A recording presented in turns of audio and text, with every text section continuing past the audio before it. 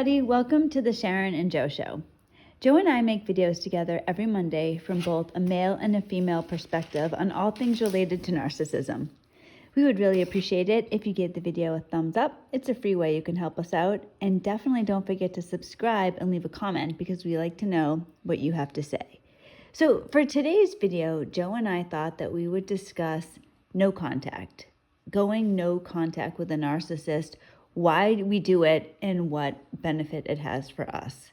So Joe, between the two of us, both of us have now gone no contact with our exes and, family members around them. You started this first. So do you want to talk a little bit about why you decided to go no contact? Yeah, sure. I think while I was in the entanglement with the narcissist is when I finally, after about 2 decades, started to learn about narcissist personality disorder. So I started to become familiar with the problem. I knew I wasn't alone. And I started to kind of understand it a little bit, although I didn't look at it fully, my part, my role, and not just in that entanglement, but with everything I do in life. It got to a point after about 20 years or so, 18 months ago, is when I booted her out. And in between that time, I noticed that when I wasn't complete no contact, but I mitigated that, usually 99% of the time, if I called her or had to text her or whatever to communicate about the divorce or our children and stuff like that, I winded up in a real bad spot, emotionally, physically, spiritually. There were times where I could tell she was getting off on getting me riled up. She would say things. She would constantly, it was like I would take the bait, Eventually, I got to a point where finally I was ready. I was ready to pull the cord, from my generator and just stop the insanity because it was getting very bad. I would get a text from her or talk to her, and there would be 1 or 2 weeks that I would be very sick, physically, spiritually, emotionally. I would become isolated again. It was just very, very toxic. I had to do it. It was self-preservation. I was ready though to do it, and it took a great deal of pain. I don't want to see anybody, have to go through the amount of time that it took for me to get to that point. Well, you and I were talking about this earlier, and I had said to you, I was like, when we do the video, we should make sure and discuss why going no contact is not a silent treatment. And what you just said is exactly what it was. It's self-preservation. Did you want to talk a little bit about that? Yeah, sure. I think with the silent treatment and things like that, there's this sixth sense of satisfaction off of seeing somebody else's pain and suffering. They use it as a weapon.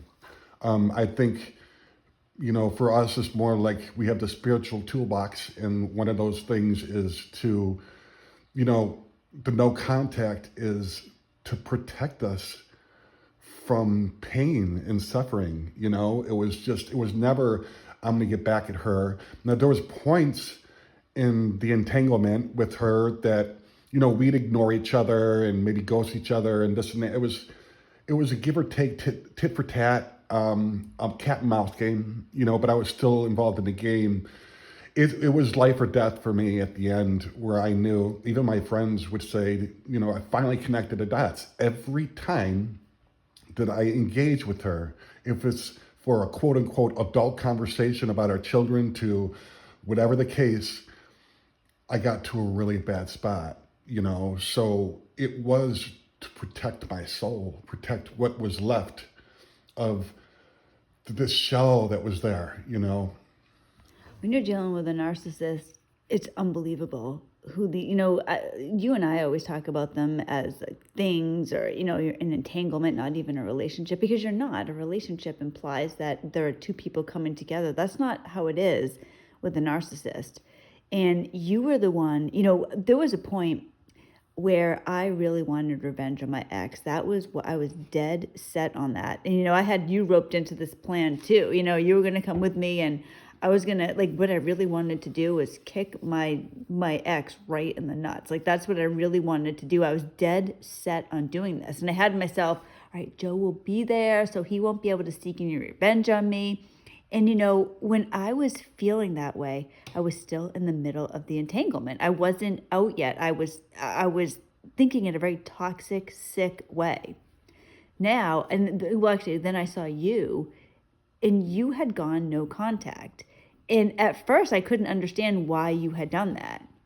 But over time, I really understood that that is the best way to be, because you can't get healthy yourself. And this is all, Joe and I have had so many different conversations over the last almost year about our exes and just how to recover from narcissistic abuse, all types of things. And we would do shadow work. And part of the shadow work was recognizing your own role in everything. And there was a point where, Joe, you said to me, you said something like, what did you say? You told me not basically like I wasn't innocent in this. And I was so upset when you first said that. I was pissed at you. But over time, it really started to change the way that I felt about myself and my ex. Do you want to talk a little bit about where you were going with that and why you even did that in the first place? What were you trying to accomplish with that?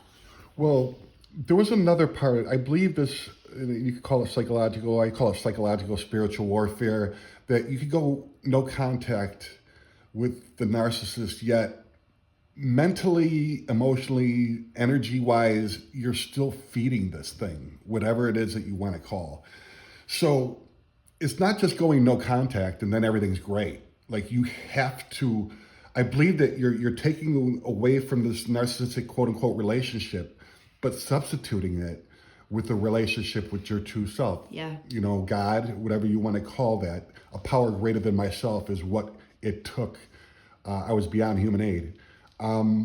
So what you do with no contact, like what is this for? And I believe in my experience, and I know others I've heard of, is that I had to it took rigorous action to develop this relationship, a true relationship with the little boy, I call it, the little boy inside of me that was hurt and traumatized as he was a little kid, To develop this relationship with myself, I had to get honest. And again, I was ready. The pain was so great. So it was important, you guys, to realize that even though I went no contact, what dawned on me after a couple months was I was so pissed off at her. I hated her for what she did to me and my children. This inner voice just asked a question out of the blue to me. And they said, well, she's out of your life. And if she's your problem, then why the hell are you so depressed and mad and angry? And I had to answer to that. And I was like, well, that's a good question. Yeah. Well, the problem's out of your life. Now, it was easy for me to say, she stole every dime out of my account, left me with 2 kids, left our family devastated. But as an empath, somebody that has some insight and could look at themselves, I had to dig deeper. That's when I had to ask myself, okay, let's leave the narcissist out of this. Okay, obviously they're very sick, deranged individuals, to say the least. Did I have a part to play in this? I'm not saying that the narcissist is innocent, and I'm not saying there's something fundamentally wrong with me. I just asked myself, well, what role did I have to play in this? I had to look at myself to say, okay, I was 25 years old when I met this person. I'm independent. I have my own choice to make. And I chose to tolerate this kind of behavior and abuse for 20 years. Yeah. She didn't make me leave. She did not put handcuffs on me. I had to ask myself that. There's something, and I asked myself, if I were healthy, truly healthy, if anybody was truly healthy, would they tolerate that for 20 years? And the answer was no. So I had to start getting honest with myself. It was a little bit scary at first, but while I'm asking myself these questions and kind of digging deep inside, somehow the focus and the energy and the hatred towards the narcissist just kind of went on the back burner because I was too curious to want to learn about what the hell was my part in it, why I was wrong. There's a saying, your best thinking got you here, and my best thinking got me entangled with this narcissist. So I'm developing this relationship with myself, with God, and I'm talking with God. I'm trying to listen. And it just gave me enough time to realize that I had my own trauma when I was a little kid. I was codependent. I had low self-esteem and self-worth. I started seeing comparisons with a narcissist and me as an empath. There was a point in time when she was still with me that I thought I was a narcissist. I'm scared as hell. I realized, though, that I do have a personality, that I do love, that I love others, I have empathy. So that meant that I could change. And I had to look, because I could not change my ex. Yet, just like a narcissist, I sought validation from her. I was selfish and self-seeking. Like, if she didn't act the way I wanted her to act, then it was going to ruin my day. And that affects other people too. I'm developing this relationship with myself, and I'm asking myself these questions, and I'm starting to see flaws and defects in my character that I didn't like so much myself.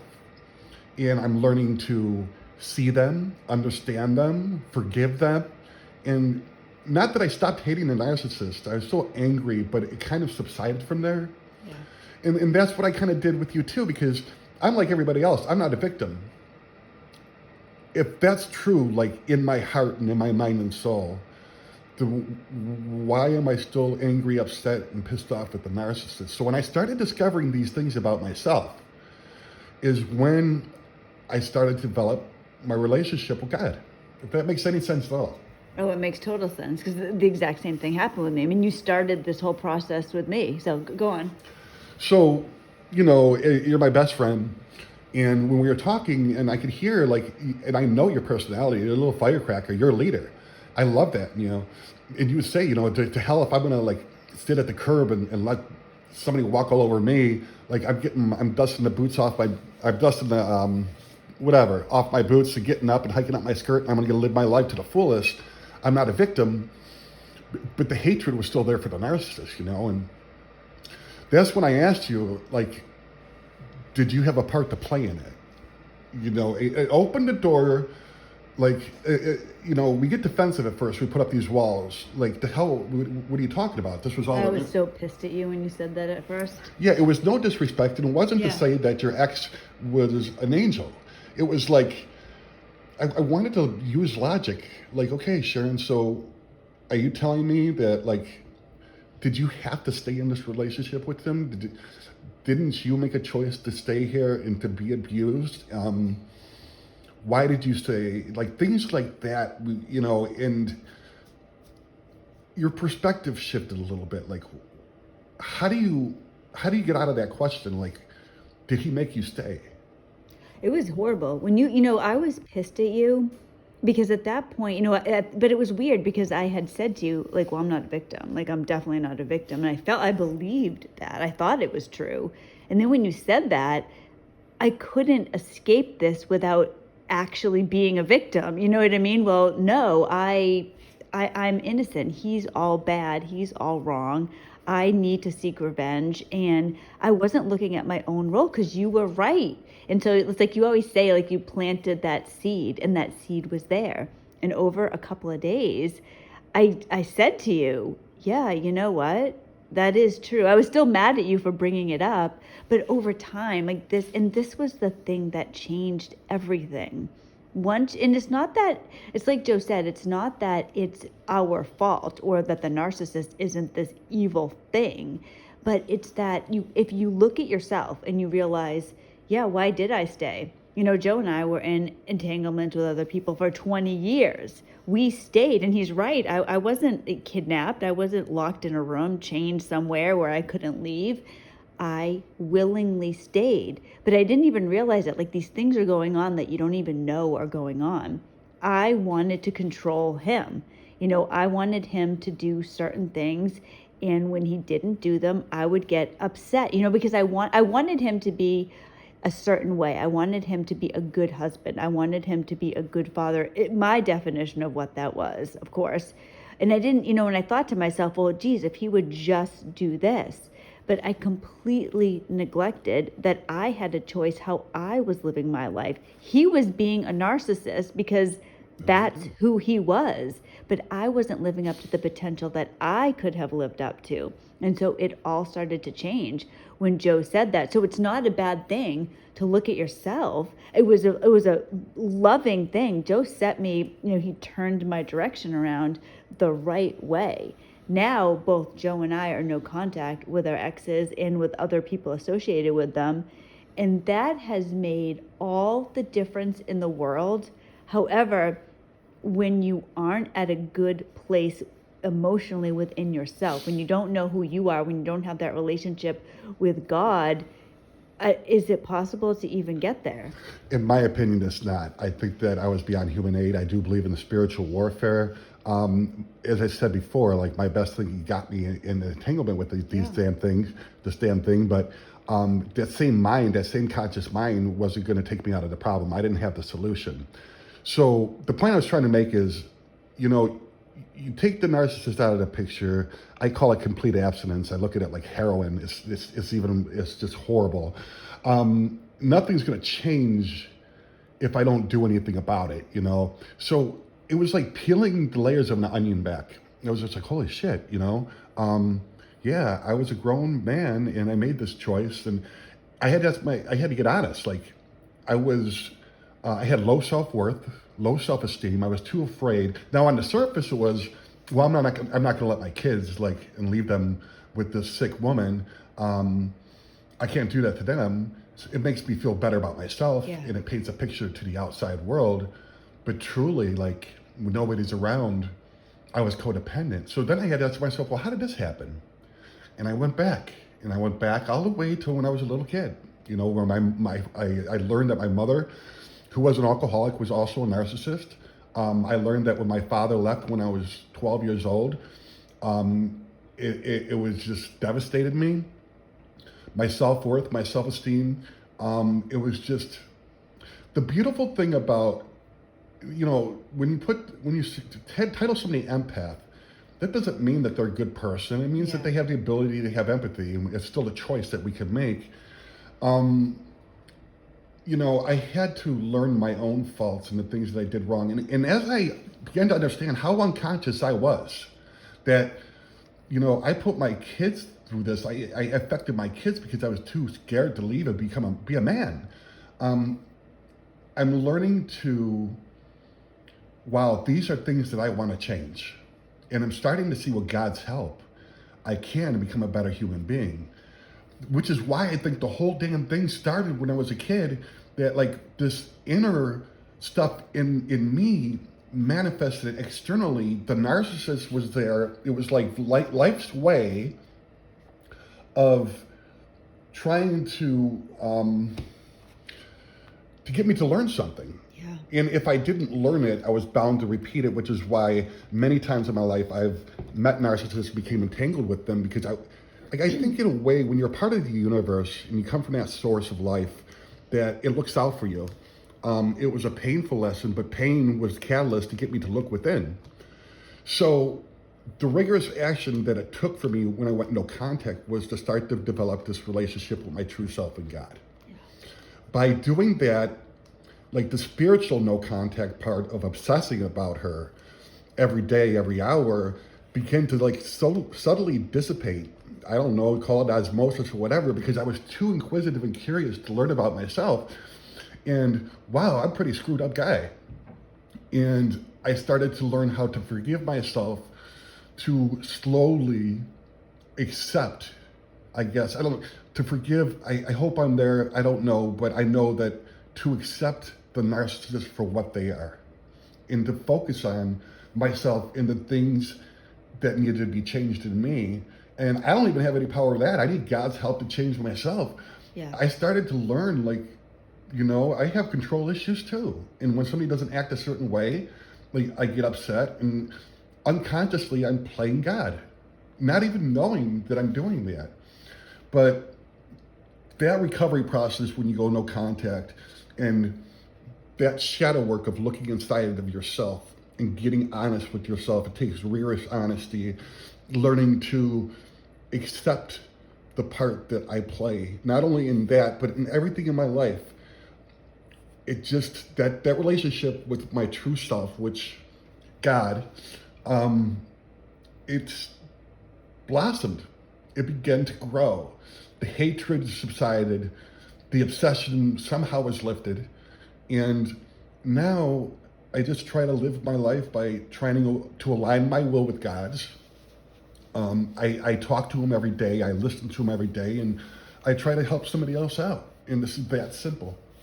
I agree with you 100%. I've had the exact same experience. It's very painful to look at yourself because because you want to look at yourself, especially when you're with a narcissist. Because the reality is they are horrible people. They're terrible. They put us through horrific abuse. And if you have children with them, you see your children being hurt. And with anything, when you have a child and your child is hurt, that hurts a million times more than when something happens to you.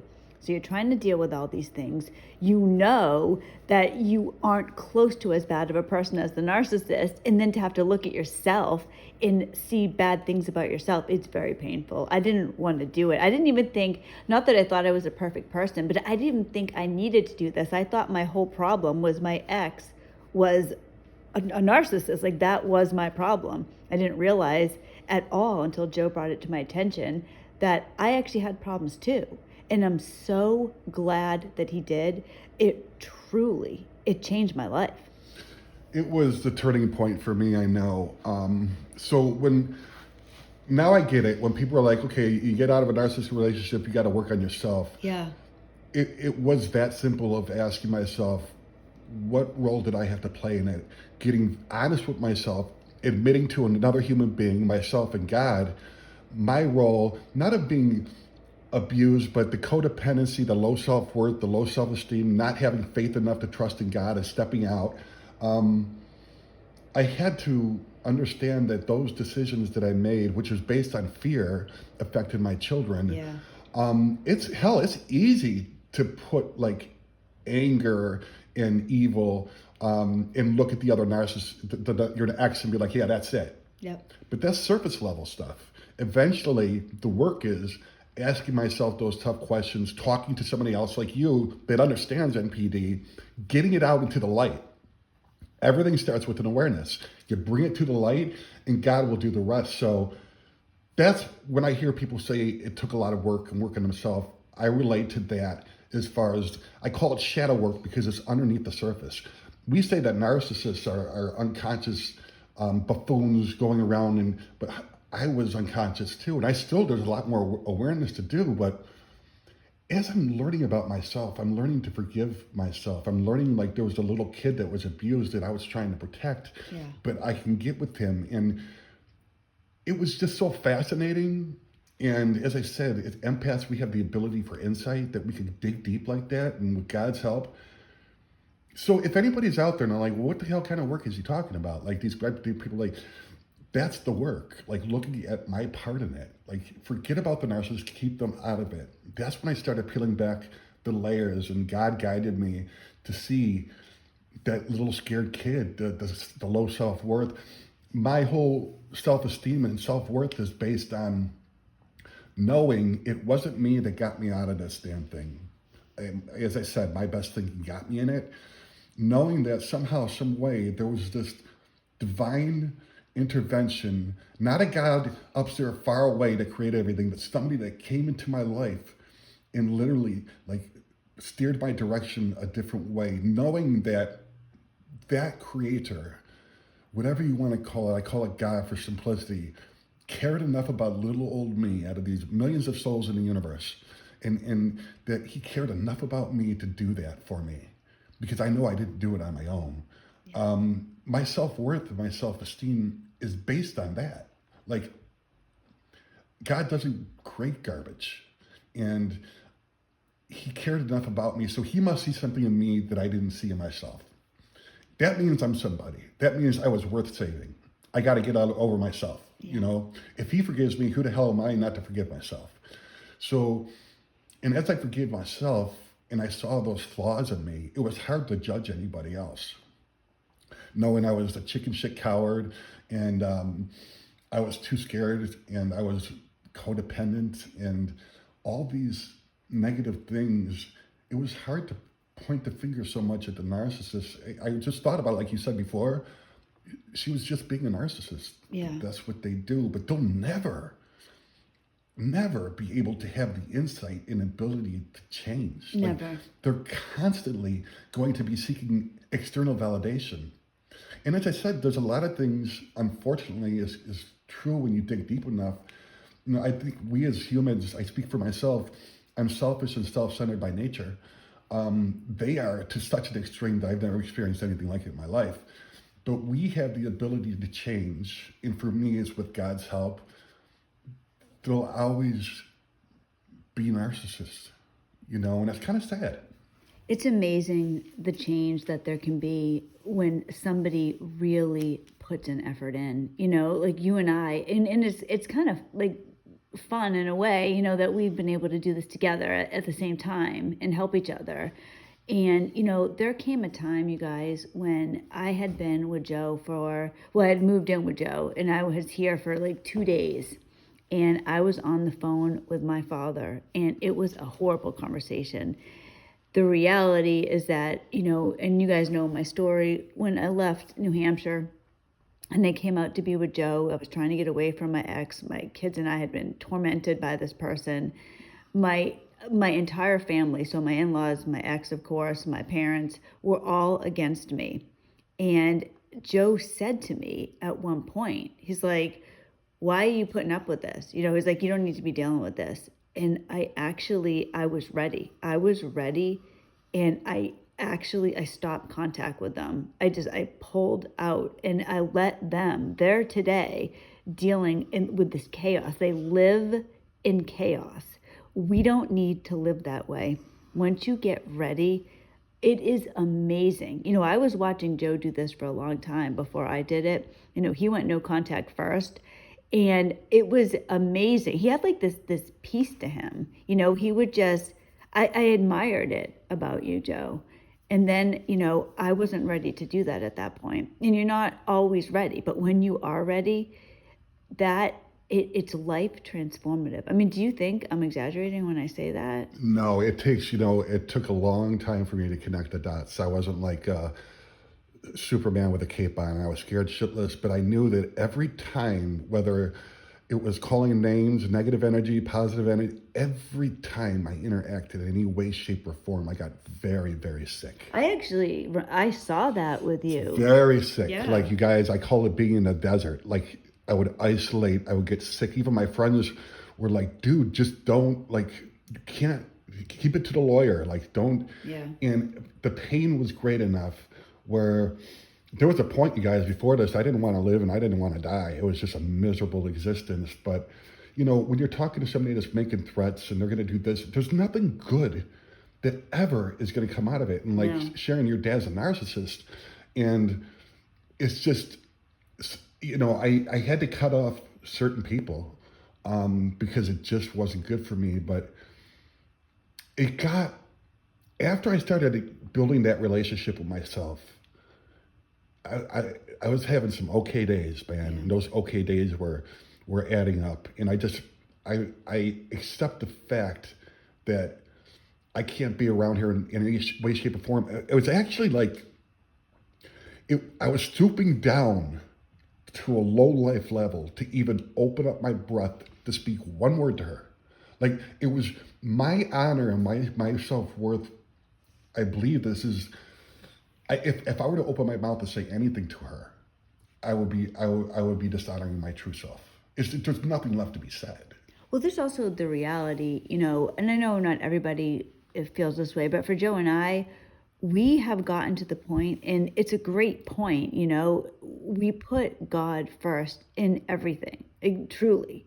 So what basically Joe and I do is we try to live our life the way that we believe God wants us to live our life in all areas, in our relationship, but privately, with things we want to do just ourselves, with our kids, work, everything. That's the most important thing. And engaging with somebody who is completely against God in all ways, I mean, it isn't going to help you in any way. Life has changed dramatically for both of us since we've been able to really, put God first, live our life in an authentic way. I mean, we wouldn't even be able to be in a relationship if we didn't do that. It changes everything. You know what I mean? It's like relationships with each other, with our kids, with every single thing that we do.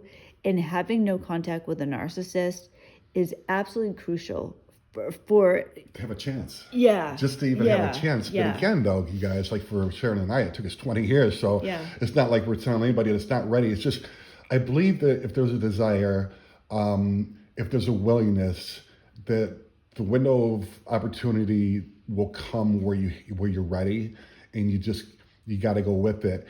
I talk to you guys, like, so when people are like, oh yeah, there's a lot of work you got to do after narcissism, that work, I wanted to make sure I was loud and clear on this, is asking yourself those tough questions and taking a look at your own self. Also though, that the belief, this faith that Sharon was talking about, like God, it is, for me, for Joe, it is absolutely imperative.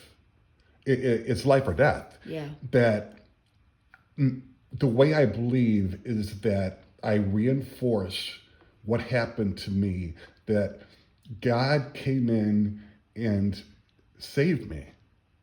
Because if I don't reinforce and practice that, then it's just going to become a coincidence one day.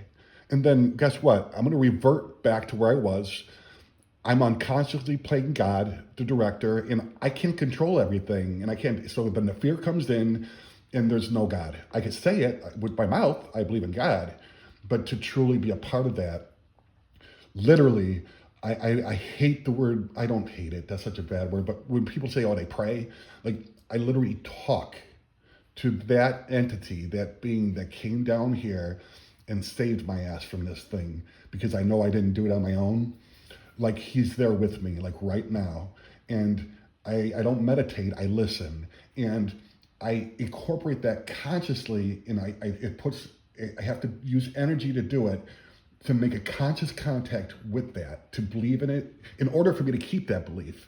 And by doing so, my faith becomes reality. It's not a coincidence. I start to see God and how he played a role in my life from the womb into the tomb, until I'm out of here. It's just imperative. So that no contact, that's great, but what you do while you're at no contact means all of it in the world, Oh yeah, otherwise you're just suffering, Oh, but God. yeah, like, but Suffering. when you are able to put God first, put when I say, I don't mean this in a selfish way, put yourself first, but put what you need to be the best person you can be for yourself, for your kids, for everything in your life. There comes a time, a point where you're ready. And if you're not ready, like Joe said, you will be. It's a matter of every single day practicing this, and you will be ready. And when that happens, your life changes, because you're able to put the narcissist where they belong, in the rear view mirror. Because the truth is, and Joe was the one that has said this to me so many times, like my ex, the things that he did wrong, yeah, they were horrible. The things his ex did wrong, they were horrible. Everybody has these stories about their narcissist, but at the end of the day, like, can I get mad at my dog for being a dog? They're narcissists. It's what they do. And it's also what we do that changes our life going forward. Joe and I were with narcissists for 20 years. And there's different ways to look at it. We can look at it like, how did this happen? Oh my gosh, like our life is over. This is terrible. Or we can look at it where God literally came down from heaven, rescued us personally, set us on the right path, and we have the rest of our lives to be grateful and live authentic, real lives. I am living an authentic life. Joe's living an authentic life. And yeah, it takes work every day. It always will. There'll never come a time, like, if you want to have this great figure, you have to watch what you eat every single day. There never comes a time where you just naturally have this great figure. That's just life. It's like that with God too. It's a constant upkeep. You need to take care of your relationship every single day. And I'm telling you, this happened not just for me, but for Joe as well. We come to you making these videos from both a male and a female perspective. It's happened to both of us. And it can happen to anybody, everybody. When you're ready, your life's going to change. Yeah, and it's that ready part, and that's the God's time. But in the meantime, we have support groups. We talk to each other. We reach out. We try to help other people. In the meantime, just having that desire and prayer to be ready. And when it happens, it happens. You know, I'm at a point now where my worst day without the narcissist is better than any best day that I had with them. Yeah. And it's a miracle that I got that. I was obsessed, you guys. I thought about it 24 hours a day. I was in pain. I was at a point where I wanted to die, all that. Eventually, somehow, I didn't think I was going to make it. I thought I was going to have a heart attack. I was having panic attacks. You saw that. It's so simple. One moment, one subtle shift in perspective to ask yourself, what was my part in this? Like, you know, what did and it brought me on a journey inward to my true self and understanding about my own childhood trauma that I was so just enthralled by that, to learn about me and what was wrong and building my relationship with God, that like the obsession just lifted on its own. It wasn't any kind of willpower or anything. That it doesn't take like that. It just takes some desire and some discipline and honesty to get to that point, and it could change within a moment. Absolutely. Yeah. It's hard at the beginning, and you feel like, well, why should I look at myself in that way? Because I didn't do these things wrong. But the reality is that we've all done things, you know, that we shouldn't have done or we wish we hadn't done. And that's okay. It's just a matter of being honest so that you can move forward. It doesn't mean that the narcissist didn't do these bad things or that the narcissist isn't a bad person. They're a horrible person. They're terrible. But they have their own fate ahead of them. And their own fate is hell, my personal belief. You know, but we can thrive and have a life beyond anything that we ever dream possible. It just every day work on this, and truly the time will come where one day you're ready and you will see how amazing life can be. Life can be beautiful after narcissistic abuse. Yeah, and we're here to help you guys if anybody has any questions or anything like that. But that's our experience and how that shift in perspective started to change, is leaving that toxic piece of shit out of the equation and just asking yourself, okay, what's my role in this stuff? Not to take any kind of thing away from these evil, vile bloodsuckers. Mm-hmm. It's just to kind of say, okay, where was I at? Because it brought me down back to my past when I was that little kid that was traumatized. I was codependent, and those are things that, with God's help, I could change in me. And it just has been an amazing journey. Yeah, there's hard days. Yeah, sometimes I don't relapse as far as breaking no contact, but sometimes I think of things that I begin to hate. There's times when I'm really pissed off because my kid did something wrong, but really what it is something totally different. It has nothing to do with them, and I have to take a look at all that stuff. There is hope. If there was no hope, I wouldn't do this. You know, I would not be here. It does get better if you give time and don't quit before the miracle happens. Amen to that. So thank you so much for watching this video. Joe and I really appreciate it. And like you said, if you have any questions or anything, leave it in the comments. We'll be happy to answer them for you. And I will see you on Wednesday's video. And Joe, will you be back next week? God willing, yes. All right. That sounds awesome. Thanks so much, everybody. I will see you on Wednesday. God bless.